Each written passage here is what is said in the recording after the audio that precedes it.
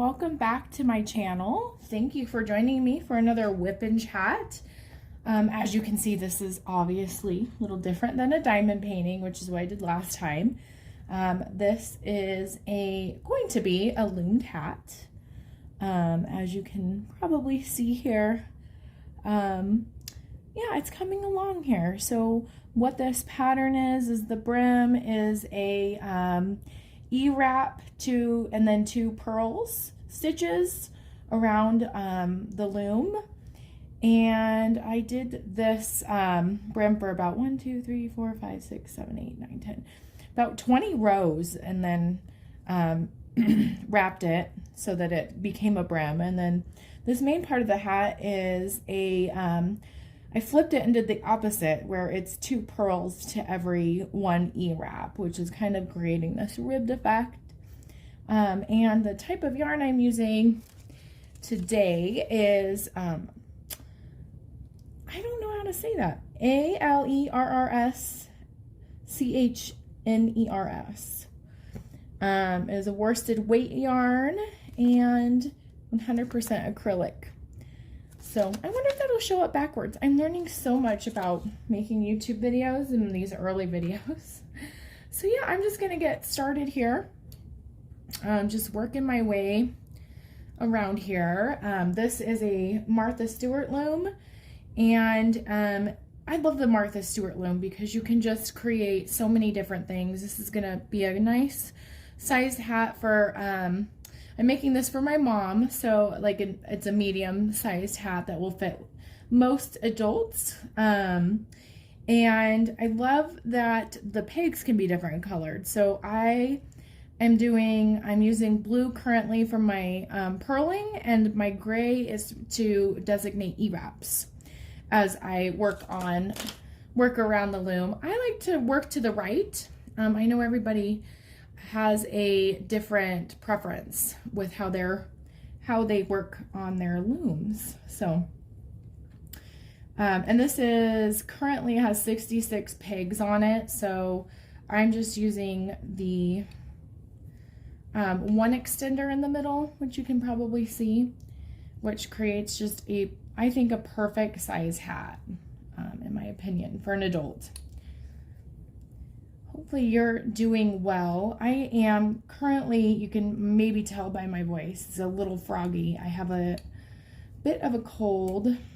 Yeah, do you ever just have one of those days where it seems like either everything is not going the way you wanted it to, or maybe you're just like not in the headspace to deal with things going wrong? That's kind of where I'm at currently. With just a different project that I have going on with loom knitting. So I guess I'll start with my story about loom knitting. So most people know that I'm pretty passionate about it. I haven't really been able to dive into loom knitting very frequently since I've had my daughter, who I love, by the way. Sometimes she's extremely frustrating, but I also absolutely love being a mom. I'm just now starting to get back into loom knitting, and it's so funny because her name's Denise. She loves it when I loom knit. She tells me, "Go loom knit, Mom. Go loom knit. Go knit. Go knit. Go make a hat." So she has become my advocate for getting back into a craft that I love. And this past January, I reopened my Etsy shop,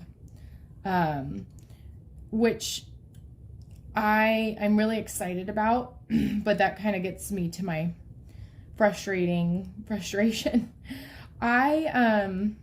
But before I go into that, I'm all over the place today. My history of loom knitting is I actually was taught how to loom knit by a bunch of pretty angry teenage boys who I worked in a residential treatment facility while I was getting my degree in psychology, and worked in a house with a lot of boys who had aggression issues. And one day I walked in for my shift, and all of these kids who had like previously been like literally in a fist fight with each other, were all just in a circle, loom knitting. That's the calmest I have ever seen that group of boys, which I thought was hilarious. And I watched them do it. I watched like them make these really awesome looking beanies. Like they looked super sweet. And I asked them if they could help me make a hat. And I definitely was not a natural at it. Like they seemed super frustrated with me. And those are the type of, I mean, I think all boys are pretty honest, teenage boys, but they in particular let me know of the errors I was making and that I am not a natural, which I will always reflect on and appreciate that they didn't give up on me, because from that I was working overnight shifts, and it was a huge tool I used to stay awake because it wasn't the type of shift where you were allowed to sleep. So I made a ton of hats and I created an Etsy shop, and this was like back in like 2015 and 16. I was like getting some Etsy sales. I was making all kinds of stuff, and then it kind of slowed down a bit. I think Etsy's gotten super saturated with knitting stuff, and kind of found a niche. Well, I did get in my niche, and I found a niche. Sold some hats, loved it. Kind of got a little burnt out on Etsy because I also was doing jewelry, which I didn't love doing as much, but it was selling well. And then I had Denise and decided, I don't know how to do my life the way I used to. And so I slowed down I just quit my Etsy shop, and then I just put it on vacation mode and then let everything expire. And then this January, I decided, well, I got an inquiry in December, someone asking about my knitted hats, because I guess you can still see it, or maybe it was on a Pinterest post. Excuse me. And it just got me thinking, like, oh my gosh, I haven't thought of Etsy for years, and people are messaging me about a hat that I made. Like, oops, oh no. That's okay, I can get that back on there. Maybe I should get back into this, you know?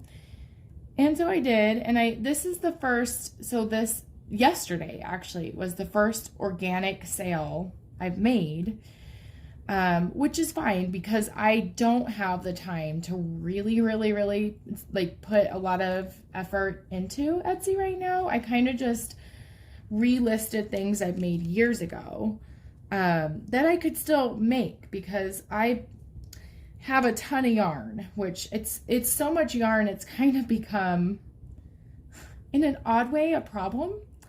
I had a ton of yarn, and then I inherited some from one of my husband's relatives that passed away. He was an avid knitter, like not loom knitting, but knitting. And like I agreed to taking this yarn, really not understanding the amount of yarn that he had. Like I knew how much he loved to knit. I did not recognize what I was saying yes to. And so essentially it was 2 truckloads of yarn, like a pickup truck, not like a moving truck.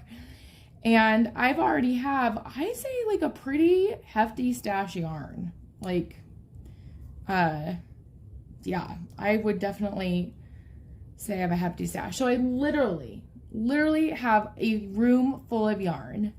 It's our guest bedroom, and it's like the bed's in there and yarn everywhere else. And most of it's pretty good yarn. Like I would feel weird giving a lot of it away because I know how important The yarn was to Bill's uncle who passed away. Bill's my husband. And so it's kind of motivated me to kind of get jump started again and use this yarn. He made blankets. I've made some blankets. I like making blankets for people I love, but I definitely would not sell blankets. Like, you have to, there's so much effort that goes into making a blanket for someone that I just don't have the time.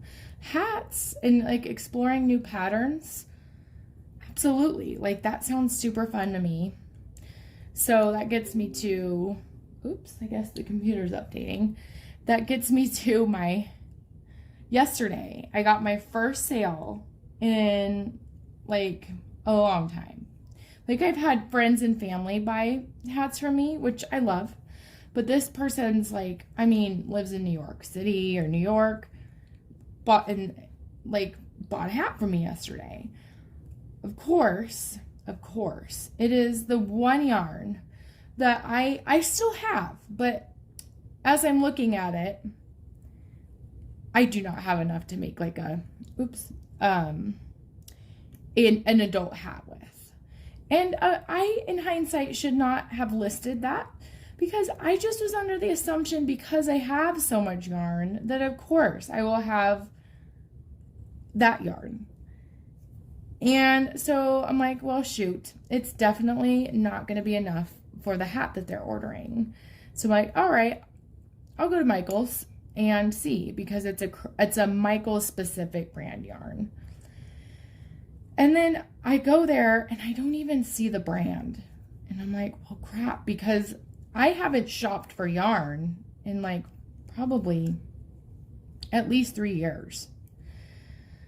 And I do know that yarn gets discontinued. And of course, this yarn is. And I'm like, all right, I will even buy this yarn for more than it's worth at this point, because I have an order and I don't want to get like a bad review.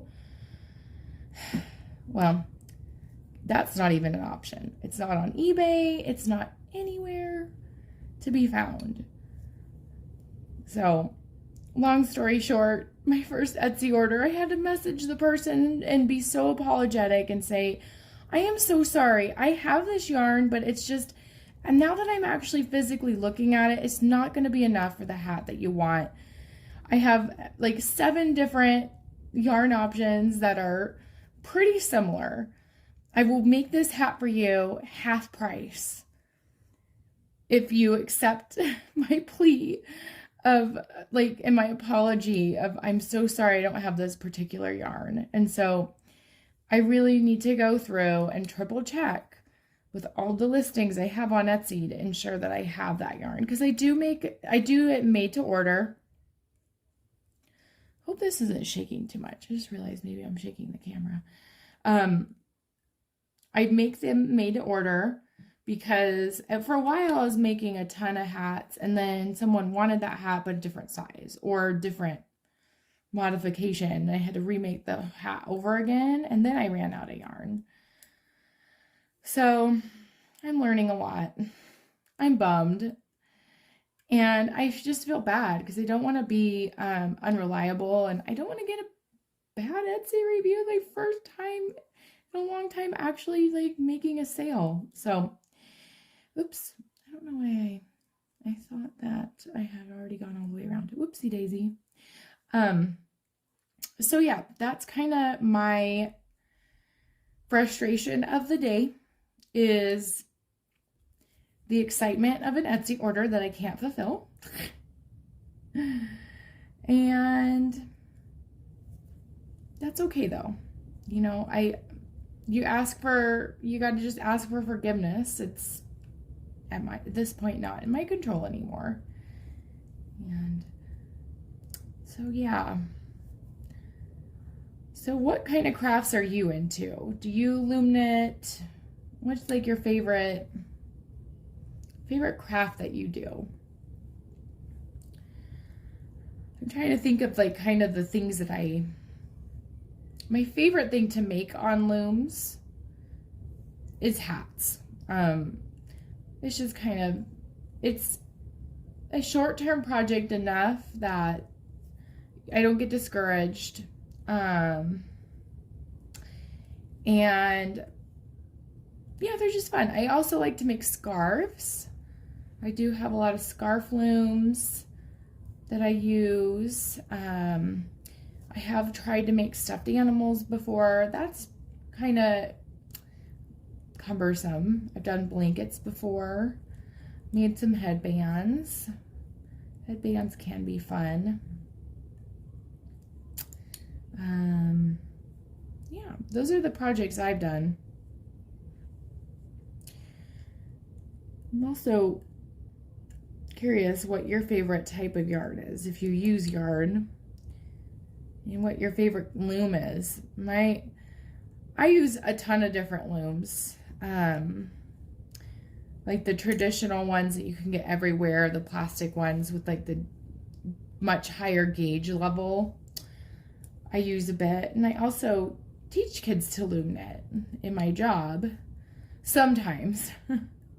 It's one of the like clubs, I guess. I call it a small group, but because it is, I cannot manage teaching. I'm learning quickly that elementary kids, although I'd say loom knitting is relatively uncomplicated, especially if you're just doing like a basic E-wrap stitch. Elementary kids find it challenging, and teaching over 6 kids at a time became a little bit crazy and unmanageable. And I want it to be an empowering experience, because I know for me, I loom knit to alleviate stress, and I loom knit to be creative. This is kind of like my creative outlet a lot of the time. And I remember what it is like to be so stressed out about loom knitting because I couldn't get it right. So it's really satisfying, I think, with any craft or anything you do, when you accomplish it and it's been difficult in the past.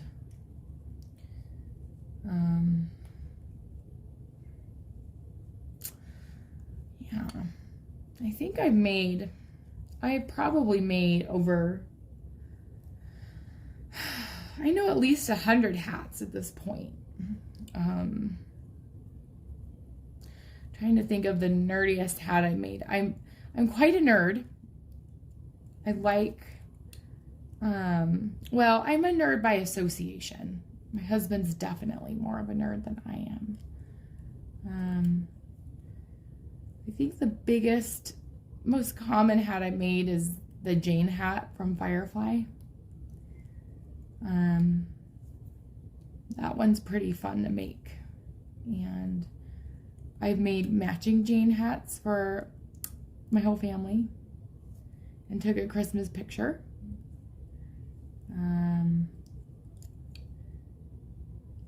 What else have I've done some Pokemon hats, which are off limits on Etsy.